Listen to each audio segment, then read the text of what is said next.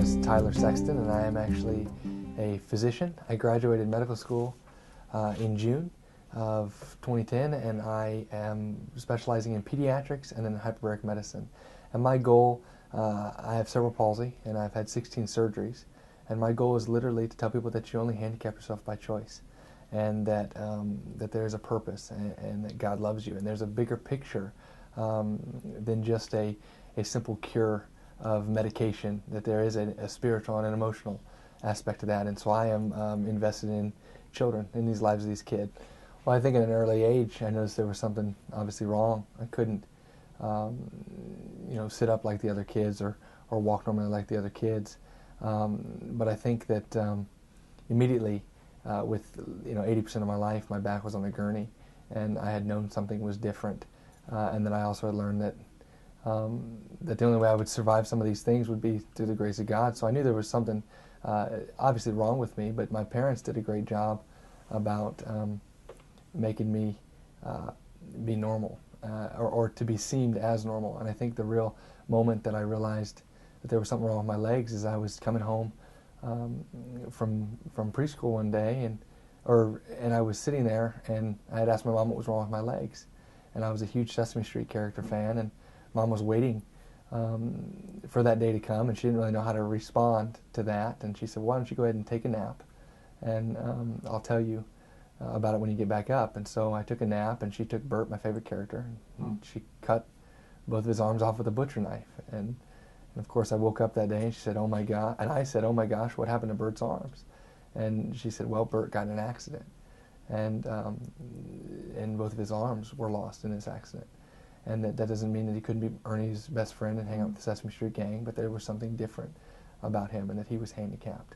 And so I think that was the moment where it just kind of all came together, and allowed me to realize that I was different, but that I was okay with that. So it was an early age.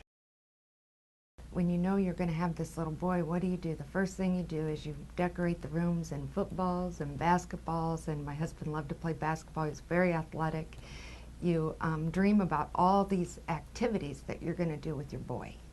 And I think sometimes we forget as moms, because our pain we show so much, but men, Kevin internalized it so much that he felt like he needed to be strong, and he felt like he needed to provide for this family and to hold it all together and things like that. And so he was very strong for me, but I think one of the greatest gifts that he gave me are the times that he sat down and said, "I'm hurting, I'm in pain, I don't have all the answers. There is no manual that came with this diagnosis." And I think that it helped me to see him vulnerable, and to say that I love this little boy, but I'm not sure what we're going to do with him. I would say that you need to look at your spouse. You need to love them for the things that they're given that day. Maybe that's all they have to give that day. I think that there's a lot of pressure on dads. I think there's a lot more pressure to be an all-pro dad, that they're trying to do it all. And so they need wives who are on their knees praying for them. They need wives that are encouraging them. And they need wives to tell them, "Hey, you're the greatest. I appreciate having an all-pro dad. You are my all-pro dad." And I would watch him with the kids. Tyler could not go out and play certain things that I would think, he can't play basketball, he can't play football, he can't go scuba diving, he can't do all those things. And my husband would say, "You know what? He may not be able to do those things like everybody else, but we're going to put a basketball in his hand and see what he can do." This world will label you as handicapped, or they will devalue you. And what I've learned is people say no and God says yes. And what I've learned in my profession alone, a lot of people used to say, "He'll never be a good doctor, he'll never be a doctor, he'll never walk, never see or do anything." And I've learned my disability gives me credibility. And I would look at these kids and these parents with those kids and say, they are special. And you'll end up learning more from them than they will from you, just because of their disability. And there is a purpose. And sometimes